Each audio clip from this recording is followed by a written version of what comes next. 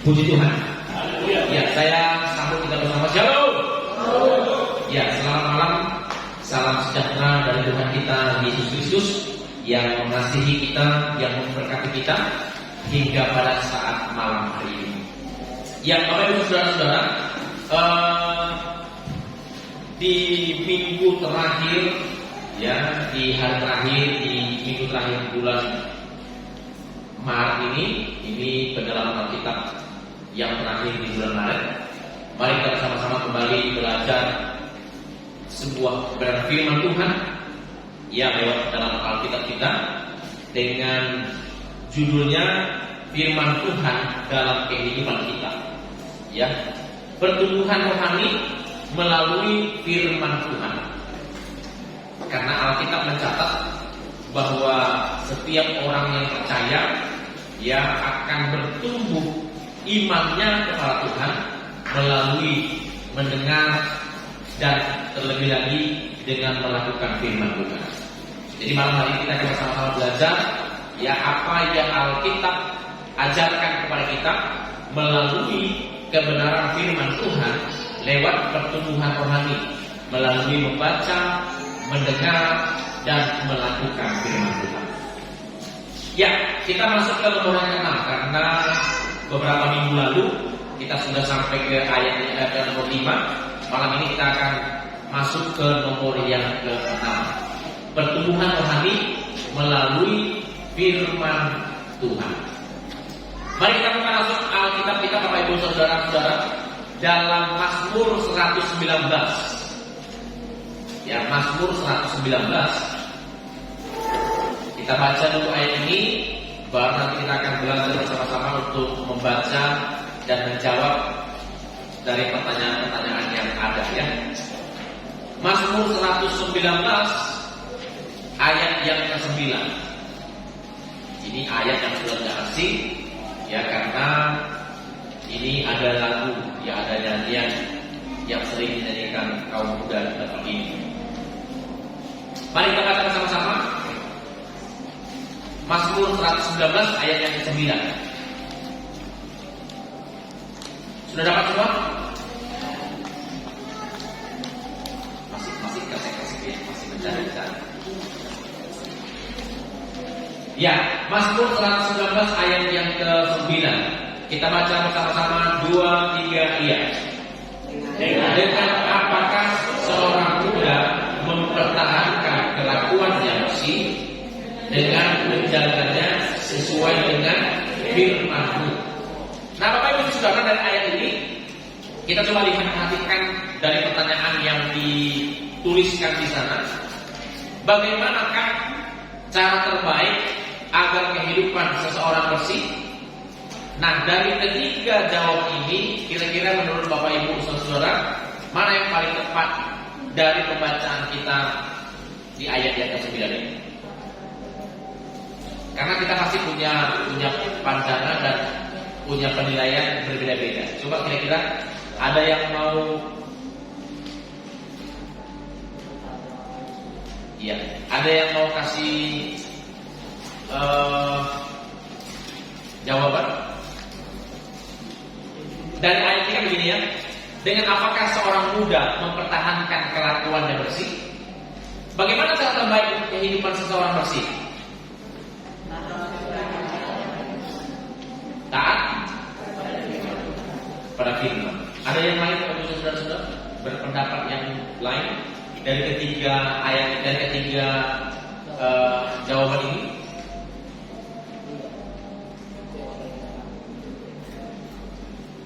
Semuanya setuju? Taat pada firman? Ya. Jadi Bapak Ibu Saudara, tidak ada cara lain.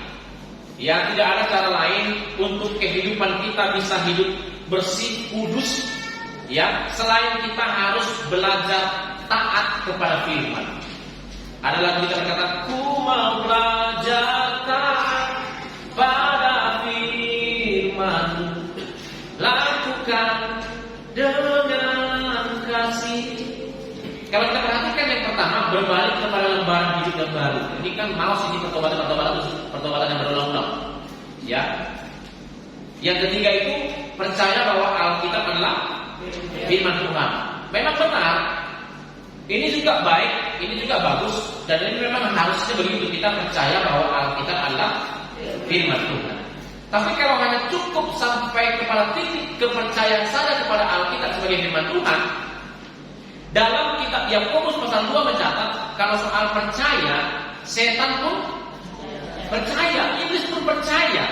Bukan hanya percaya bahwa Alkitab itu firman Allah, tapi iblis pun percaya bahwa Yesus itu adalah anak Allah yang hidup. Terbuktikan contohnya waktu Yesus lewat daerah Gerasa dan ada orang yang dirasuki setan yang legion itu. Setan itu berkata, apa urusanmu kepada kami, hai anak Allah yang hidup? Jadi kalau Anda sebatas percaya kepada Alkitab sebagai firman Allah, itu tidak akan berpengaruh apa-apa dalam kehidupan kita, Bapak Ibu Saudara-saudara. Kecuali kalau kita percaya dan juga taat kepada firman. Jadi banyak sekali orang Kristen dalam pengakuan iman Rasulikum, dalam pengakuan iman GBS, kami percaya bahwa Alkitab adalah firman Allah yang hidup. Percaya kepada Alkitab sebagai firman Tuhan, itu puji Tuhan, itu sungguh luar biasa. Tapi untuk menjaga kehidupan kita bersih, untuk menjaga hidup kita tetap tulus, dan hidup kita bisa berubah kepada arah yang lebih baik, tidak ada cara lain selain kita harus mentaati apa yang firman Tuhan katakan. Ya. Nah di sini yang susah Bapak Ibu Saudara, untuk mempercayai ini sebagai firman Allah, nggak susah. Yang susah itu mentaati apa yang tertulis di dalamnya. Karena itulah yang membersihkan kita, itulah yang menguruskan kita, itulah yang memperbaiki kita. Hari Minggu kemarin dalam ibadah kedua saya sampaikan firman Tuhan. Ya, salah satu teladan Kristus dalam kehidupan kita adalah teladan berkorban. Iya kan? Dan pengorbanan Yesus, kalau kita mau menghitung pengorbanan Yesus dalam kehidupan kita, tak terhitung.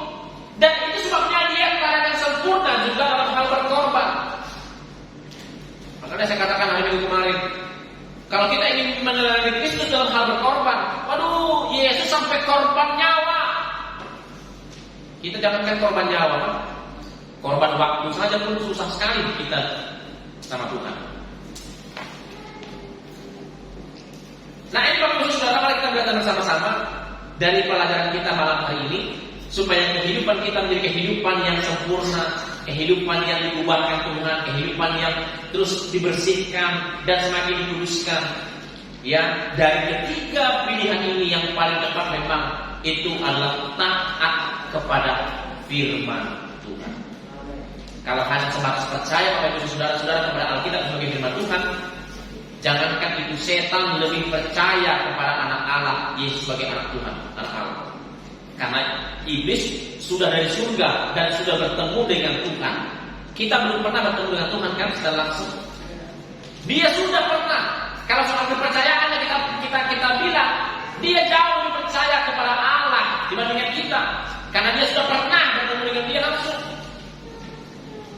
Nah, tapi masalahnya saat ini iblis atau setan yang tidak bisa dia lakukan adalah taat kepada Tuhan atau kepada firman.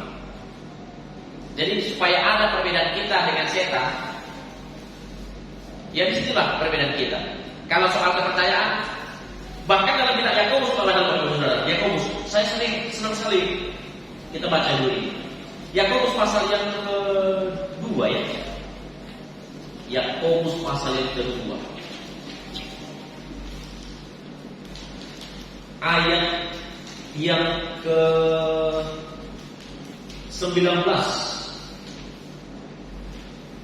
Yakobus 2 ayat 19. Kita baca bersama-sama dulu Bapak Ibu Saudara. 2, 3 ayat. Engkau percaya bahwa hanya ada satu Allah saja, itu baik. Tetapi setan-setan pun juga percaya akan hal itu dan bahkan jauh lebih hebat setan dari manusia. Kenapa? Karena setan itu katanya dia percaya kepada satu Allah saja dan dia gemetar. Kita jangankan gemetar karena takut sama Tuhan, tidak kan? Kalau soal itu waduh, masih jauh kita ketinggalan dari setan. Nah sekarang supaya kita ada kelebihan kita dari setan, yaitu adalah kita harus taat sama firman. Karena itu yang sekarang tidak bisa dilakukan simbolis. Hanya itu yang sekarang iblis yang tidak lakukan, taat kepada Tuhan atau kepada firman. Karena soal percaya, dia pun gemetar kepada dia Tuhan. Kita, kadang menghormati Tuhan mungkin rasa hormat sama Tuhan pun kurang kan? Kita lah yang mengoreksi hidup kita masing-masing.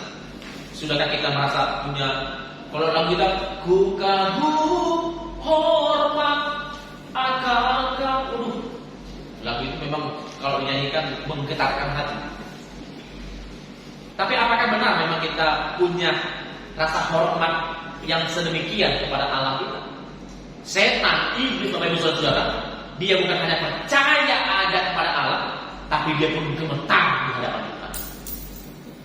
Kalau sampai tingkat ini kita Bapak Ibu Saudara datang ibadah kepada Tuhan, tak datang kepada Tuhan dengan rasa hormat dan penuh dengan gemetar.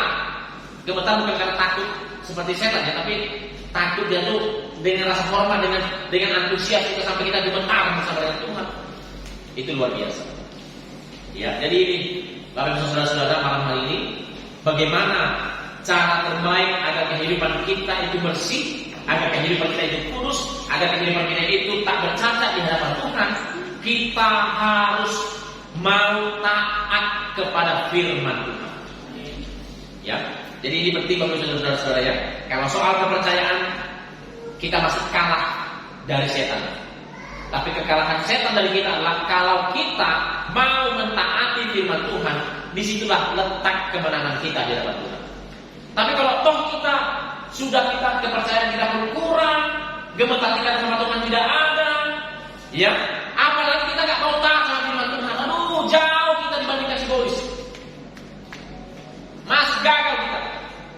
Dan inilah salah satu harusnya kunci kemenangan orang-orang Kristen, kunci kemenangan orang-orang percaya adalah dengan mentaati firman Tuhan. Taat sepenuhnya pada firman, itulah kunci keberhasilan anak-anak Tuhan. Itu sebagaimana kita sama-sama belajar, ya, sama-sama belajar untuk taat kepada firman, taat kepada Tuhan, supaya kita menjadi pribadi-pribadi yang menyenangkan hati Tuhan. Ya, yang ketujuh, ya, kita baca Kisah Rasul 20 ayat yang ke-32.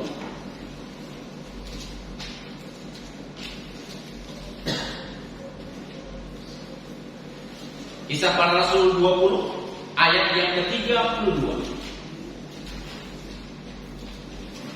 Kita kembali baca bersama-sama ayat ini 2, 3, iya. Dan sekarang aku menyerahkan kamu kepada Tuhan dan kepada firman kasih karunia-Nya yang berkuasa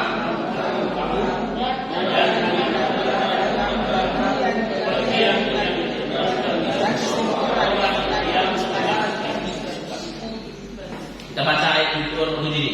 Dalam Kisah Rasul 3 ayat 20 ayat 32 tadi Bapak Ibu Saudara-saudara, apa yang Paulus katakan yang dapat dilakukan oleh firman Tuhan bagi para pendengarnya atau bagi kita yang membaca dan mendengar firman.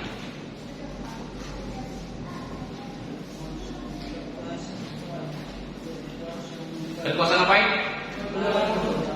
Membangun. Nah, ada dua di sana Bapak Ibu Saudara-saudara kita percaya kalau kita perhatikan dengan baik.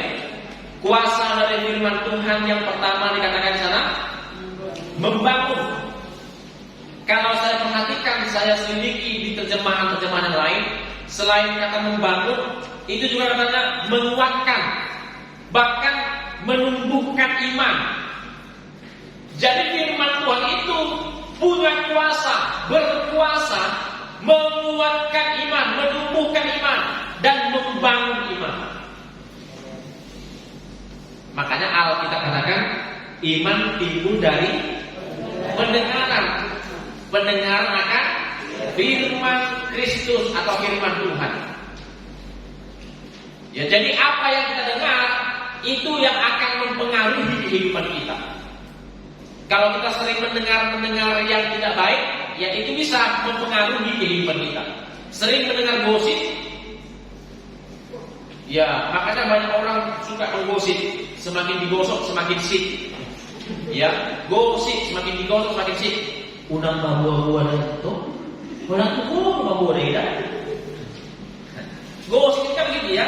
Kalau nggak digosok nggak sih itu. Pokoknya kalau nggak dipanas-panasi, kalau nggak semakin berkembang-kembang, nggak seru itu. Karena semakin digosok dia semakin sip, semakin berkembanglah dia. Holang bodoh dia. Ya, memang holang dia. Tapi kan dia yang sudah disebutkan holang bodoh dia bawa pasti itu. Satu membawa satu. Ya. Jadi kalau bisa saudara-saudara membangun, firman Tuhan ini punya kuasa membangun. Kalau kita merasa lemah, kita merasa kadang kita sedang rapuh, tidak kuat, ya tidak punya gairah. Firman Tuhan itu berkuasa membangun kembali semangat kita, membangunkan kembali gairah kita. Makanya katakan, bangunlah hai kamu yang tidur, bangun. Jadi firman Tuhan ini itulah luar biasanya firman Tuhan bagi saudara-saudara. Firman Tuhan ini berkuasa dalam segala hal. Ya, kita yang lemah-lemah, dia berkuasa menguatkan kita, membangun kita. Kita yang sudah mulai pudar semangat kita, mulai pudar iman kita, kita katakan dia berkuasa menguatkan iman kita. Makanya jangan pernah meninggalkan firman Tuhan. Jangan disamakan firman Tuhan dengan majalah, dengan komik dan buku-buku yang lain. Ya, firman Tuhan ini adalah pribadi Allah itu sendiri. Karena pada mulanya adalah firman itu bersama-sama dengan Allah, dan firman itu adalah Allah itu sendiri. Jadi Allah itulah yang berkuasa membangun kita, menguatkan kita. Ya, dialah yang mampu membangun iman kita. Jadi kalau kita merasa saat kita merasa lagi kurang semangat, atau iman kita mulai kendor, semangat kita mulai luntur begitu, mari segeralah cari firman Tuhan, segera baca firman Tuhan, nikmati firman Tuhan, maka Tuhan akan kembali membangun iman kita, membangun gairah kita, dan mengembalikan semangat kita. Ya, seperti semangat yang patah, ya, dia akan kembali menguatkan. Makanya katakan, kalau kita menikmati firman Tuhan itu dengan sukacita, hati yang gembira adalah obat yang manjur, ya, yang akan memberikan semangat, memberikan gairah yang baru dalam setiap kehidupan kita. Ya, jadi yang kedua, selain membangun atau menumbuhkan iman, yang kedua menganugerahkan bagian yang ditentukan bagi semua orang yang telah dikuduskannya. Kalau terjemahan lain, menganugerahkan berkat atau warisan. Jadi firman Tuhan ini apabila saudara-saudara berkuasa dalam kehidupan kita, menganugerahkan berkat, menganugerahkan warisan yang kekal, yaitulah hidup yang kekal bersama dengan Tuhan. Firman Tuhan itulah yang memberikannya, menyediakannya. Bahkan dalam kitab Efesus dikatakan begini, dialah yang memberikan segala berkat rohani yang ada di dalam surga pada kita, menganugerahkan itu. Dialah yang menyediakan upah bagi kita, dialah yang telah memberkati kehidupan kita. Jadi firman Tuhan ini berkuasa memberikan warisan, memberikan berkat, menganugerahkan segala sesuatu yang telah ditentukan bagi kita sebagai upah. Ya, jadi makanya katakan bahwa persekutuan dengan Tuhan jerih payahmu tidak sia-sia. Tuhan tidak memperhitungkan sesuatu yang kecil sekalipun yang kita lakukan bersama dengan Tuhan, termasuk datang ibadah. Walaupun kadang kita harus berburu-buru, harus berkorban banyak hal, percayalah persekutuan kita dengan Tuhan itu tidak pernah sia-sia. Kita sudah menerima bagian yang ditentukan bagi kita orang-orang kudus yang sudah dipercayakan Tuhan bagi kita. Itulah kuasa firman Tuhan dalam kehidupan kita. Saya percaya Bapak Ibu Saudara, yakin atau tidak yakin Bapak Ibu Saudara bahwa ketika kita mendengar firman, ketika kita membaca firman, firman Tuhan itu sudah memberkati kehidupan kita. Ya, Dia berkuasa menganugerahkan, menghadiahkan, memberikan, ya, berkat warisan yang sudah ditentukan bagi orang-orang kudus yang Tuhan sediakan bagi kita. Ya, yang nomor 8. Ini agak panjang nomor 8 ini Bapak Ibu Saudara-saudara, tapi saya akan jelaskan begini. Dalam Lukas pasal 8 ayat 4 sampai 15 itu bicara tentang perumpamaan, ya, benih, ya, penabur. Ada di mana? Ada yang menabur di tengah jalan, ya kan? Ada yang di tanah yang berbatu-batu, ada yang di semak berduri, ada tanah yang subur. Nah, ya, pada ayat Lukas 8 ayat 14. Nah, kita baca. Langsung saja Lukas 8 ayat yang ke-14. Kita masuk ke intinya supaya jangan terlalu panjang kita baca. Langsung kita ke Lukas pasal yang ke-8 ayat yang ke-14. Di sini perhatikan Bapak Ibu Saudara-saudara, ada yang perlu kita renungkan di sini. Lukas 8 ayat 14. Kita baca bersama-sama 2, 3 iya. Yang jatuh dalam semak duri ialah orang yang telah mendengar firman itu, dan dalam pertumbuhan selanjutnya mereka terhimpit oleh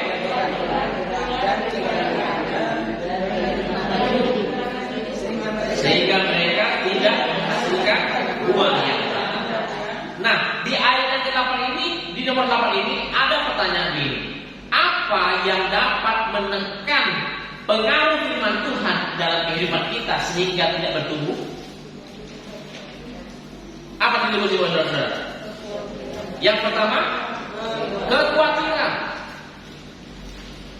Kalau saya tadi selidiki kata arti khawatir dalam Alkitab, arti kekhawatiran adalah ketidakpercayaan kepada Tuhan. Ternyata dalam juga arti khawatir ini. Makanya jangan kamu khawatir. Burung di udara dia pelihara. Dan ternyata 90% kekhawatiran manusia itu ternyata bicara soal kebutuhan hidup.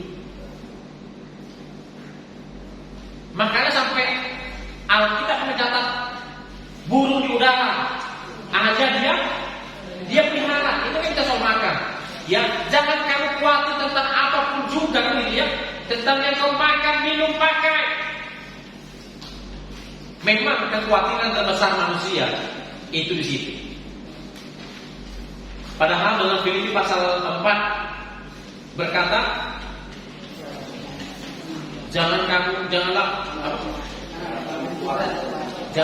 khawatir tentang apapun juga. Kemudian tentang apapun juga jangan kamu khawatir, tetapi nyatakanlah segala keinginanmu kepada Allah dalam doa, permohonan dengan ucapan syukur. Jangan kamu khawatir. Nah, ternyata Bapak Saudara-saudara, dalam Lukas pasal 8 ini dicatat, ternyata kekhawatiran itu bisa menghimpit benih firman Tuhan yang kita dengar, sehingga dia bisa tak bertumbuh bahkan sampai mati. Makanya kenapa kita selalu dengar firman, kita rajin baca firman, kita rajin beribadah, dengar firman, baca firman, tapi nggak ada pertumbuhan terjadi. Nah, jangan-jangan salah satu yang cara Alkitab ini adalah hal kekhawatiran yang menguasai pikiran kita, itu menghimpit benih firman Tuhan yang ditaburkan tadi. Masih ada yang khawatir hari ini Bapak Ibu?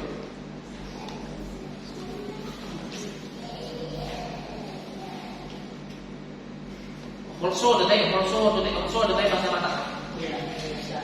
Unang holso kamu agia, unang holso kamu agia. Jangan kamu khawatir tentang apapun juga. Ya, jangan khawatir tentang apapun juga. Nah, kenapa kekhawatiran yang ditulis pertama di sini Bapak Ibu Saudara-saudara? Memang itulah. Karena ternyata dalam Alkitab dikatakan ketika pikiran kita khawatir, itu akan mempengaruhi hati. Ketika itu mempengaruhi hati, itu mempengaruhi mulut kita. Nah, ketika sudah dipengaruhi mulut kita, itu juga akan berlaku dengan tindakan kita. Jadi dimulai dari pikiran. Kalau pikiran kita sudah khawatir, gua naik subuh, gimana besok? Uang sekolah begini cicilan, khawatir lah. Ketika pikiran khawatir, nah sampailah dia ke hati. Hati kita semakin jadi takut, hati kita jadi berpikir, gimana ya Tuhan? Benar ya firman-Mu? Benar ya? Nah, ketika hati sudah mulai dikuasai kekhawatiran akibat pengaruhnya pikiran, mulailah perkataan kita, iya ya, masih nggak bisa, aduh iya ya, mak bisa nyantuk aku. Maka terkadang kan seringkali perkataan, mati kau. Ada terkadang perkataan, mati kau. Ya. Jadi sehingga ketika pikiran sudah dikuasai oleh kekhawatiran, dan itu akibatnya hati juga kena pengaruhnya, dan itu akan berpengaruh apa yang keluar dari mulutmu itu keluar dari hatimu, sehingga kekhawatiran hati keluar dari mulut. Dan ketika mulut kita sudah mengatakannya, maka itu akan berpengaruh dengan tingkah kita, tindakan kita. Makanya itu sangat-sangat besar sekali resiko orang yang khawatir, Bapak Ibu. Ya, nah karena kekhawatiran itu kita sama dengan kurang percaya dengan Tuhan. Jadi mari kita bersama-sama belajar. Ya, kita belajar untuk percayalah sesungguhnya, percayalah sungguh-sungguh sepenuh hati kepada Tuhan, bahwa Allah kita bukanlah Allah yang seperti sesembahan orang agama lain yang tidak hidup. Allah kita berbeda. Allah kita adalah Allah yang hidup, Allah yang berkuasa, Allah yang memiliki perasaan seperti kita, bahkan jauh lebih dari kita. Dia punya perasaan, dia mengerti apa yang kita rasakan, dia mengerti apa yang kita pergumulkan. Walaupun kita tidak pernah melihat dia secara kasat mata, tapi dia melihat kita. Dia tahu. Kalau lagu itu berkata, dia mengerti, dia peduli persoalan yang kita alami. Kalau kita menjadi itu, namun satu yang dia minta agar kita percaya. Kan bukan dia bilang agar, namun satu yang dia minta agar kamu khawatir, tidak kan? Tapi yang satu yang dia minta, percaya saja.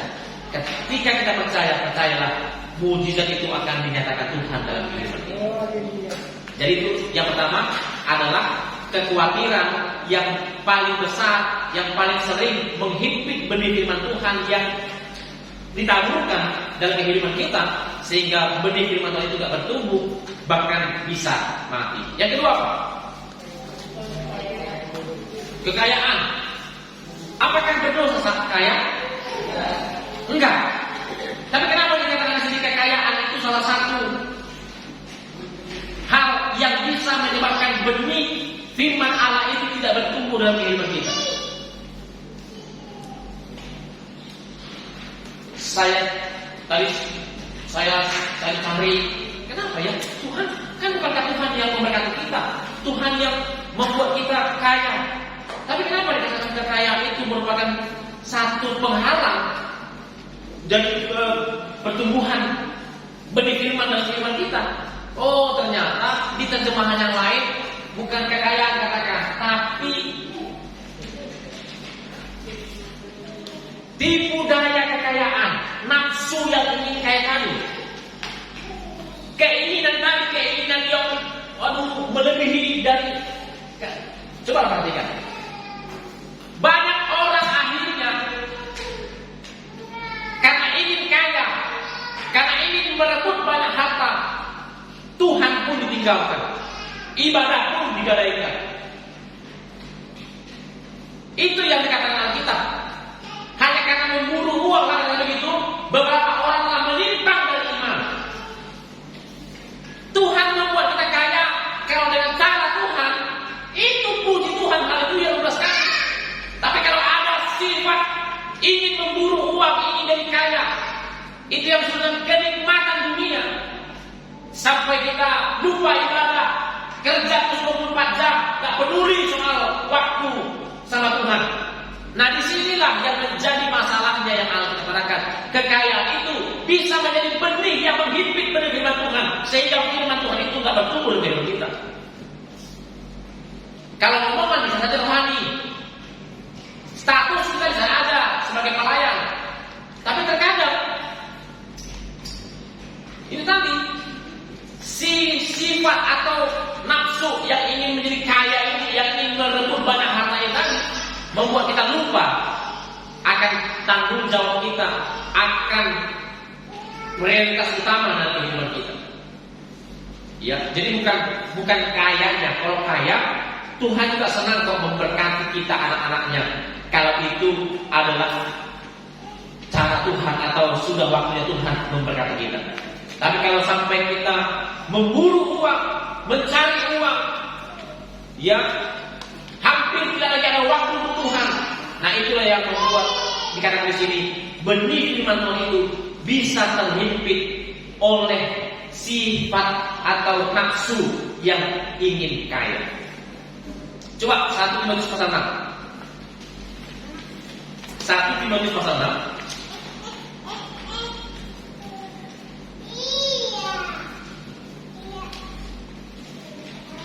1 Timotius pasal 6 ayat yang ke 9 dan 10.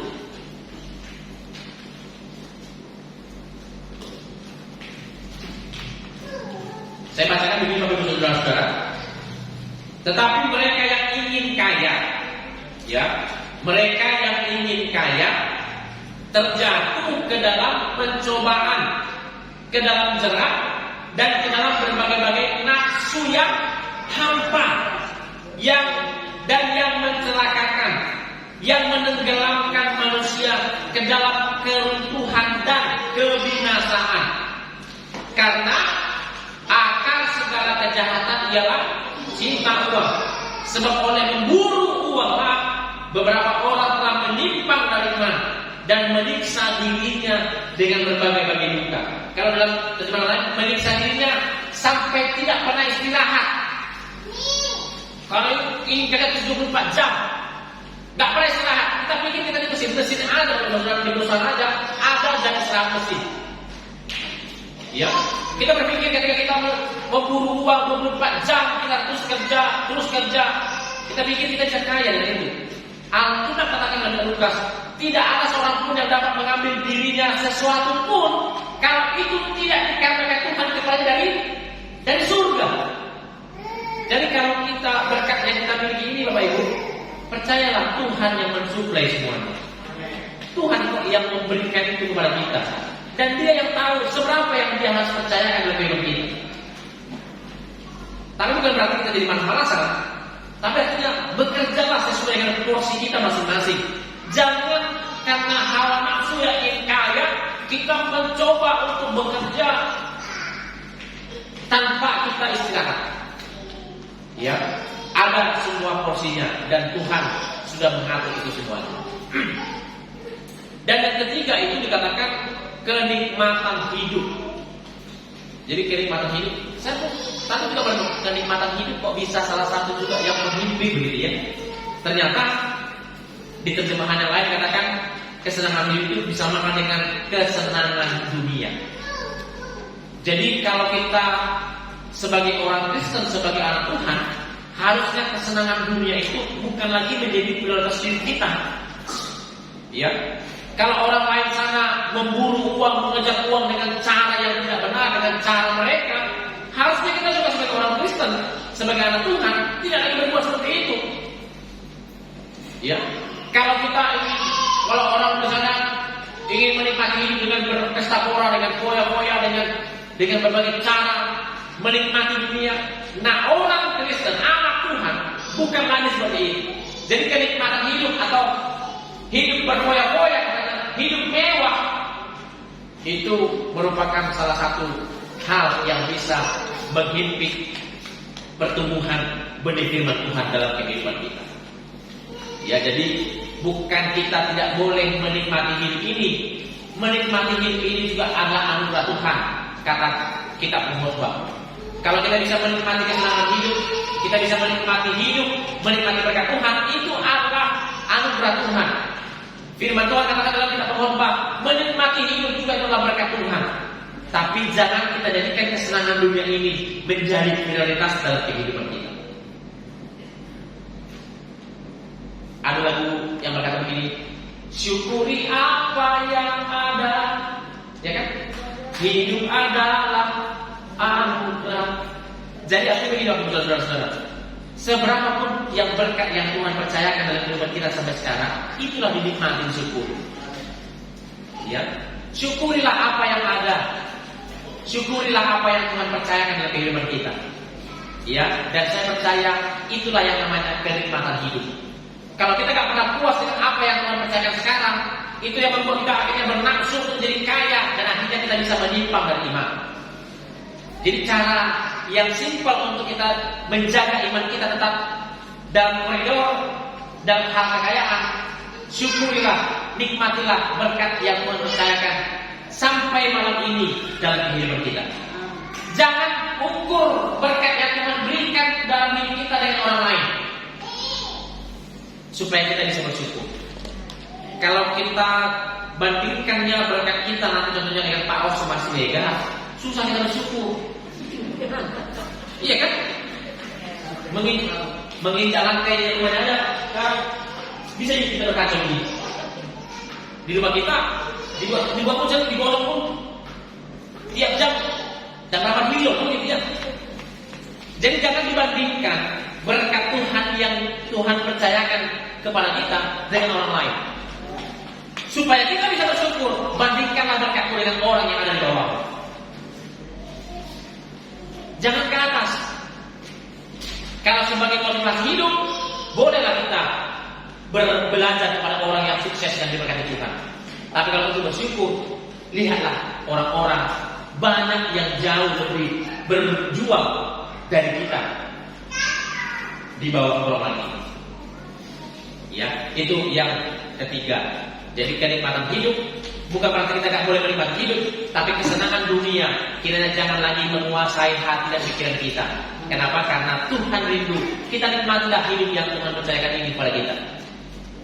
Ya, nikmat yang mana lagi yang belum kita rasakan, saudara-saudara? Ya, apa sih yang belum kita nikmati dalam hidup ini? Ya, kalau saya merasa sudah puaslah dengan apa yang Tuhan berikan, walaupun tidak kaya menurut pemandangan orang lain, tapi ketika kita bisa menikmati ya apa yang pengen kita lakukan, kita lakukan, apa yang pengen kita nikmati, karena itulah merupakan kenikmatan hidup. Ya, supaya kita jangan pernah bersungut-sungut, jangan pernah mengomel dengan berkat-berkat yang Tuhan berikan kepada kita. Ya, nomor 9. Dengan cepat saja saudara ya, nomor 9. Kita baca langsung dalam Matius pasal 24 ayat 35. Ringkaskan apa yang Yesus katakan di dalam ayat-ayat ini mengenai firman-Nya. Matius 24 ayat 35. Matius pasal 24 ayat 35, Alkitab mencatat apa sih yang Yesus katakan dalam ayat-ayat ini tentang firman Tuhan. Ayat 35, demikian firman Tuhan, langit dan bumi akan berlalu, tetapi perkataanku tidak akan berlalu. Kalau dari ayat ini kira-kira yang dikatakan Yesus mengenai firman Tuhan itu apa?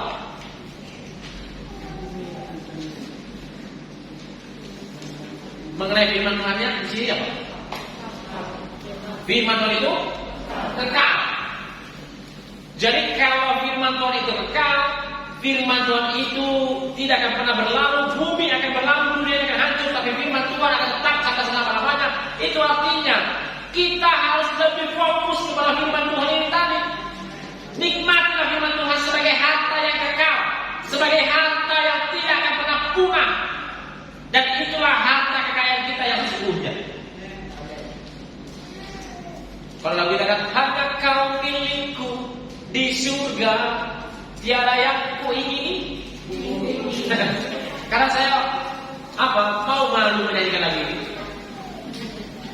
Iya kan? Tiada yang kuingini di bumi, hanya penuh. Karena untuk ini pun ditinggalkan di sana. Jangankan untuk bekerja, hanya karena arisan pun ditinggalkan di sana.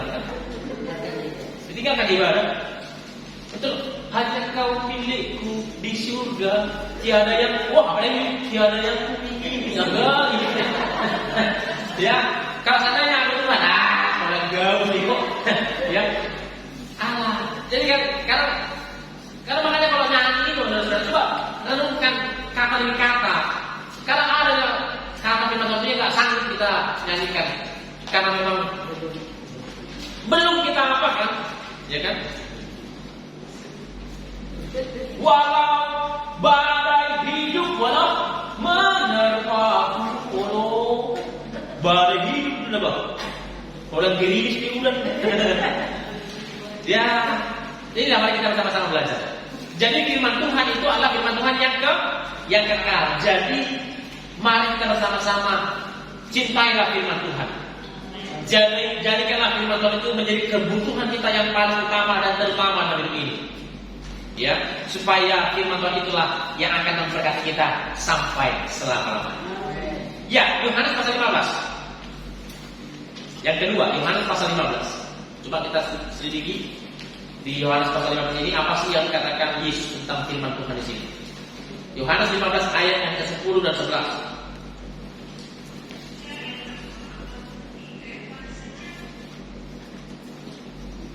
Ayat 10, jikalau kamu menuruti perintahku, kamu akan tinggal di dalam kasihku, seperti aku menuruti perintah Bapakku dan tinggal di dalam kasihnya. Semuanya itu kukatakan kepadamu, supaya sukacitaku ada di dalam kamu dan sukacitamu menjadi penuh. Nah kira-kira apa sih yang sedang dikatakan di ayat ini tentang firman Tuhan?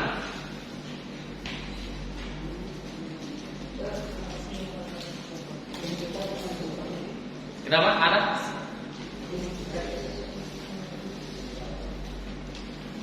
Dan ayat ini saya persempit di ayat 11 ini saudara kita. Semuanya itu kukatakan kepadamu supaya sukacitaku ada di dalam kamu dan sukacitamu menjadi penuh.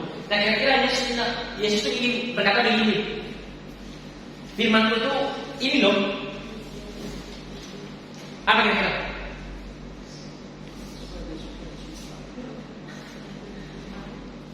Nah, jelas di sini bahwa firman Tuhan itu adalah sumber sukacita.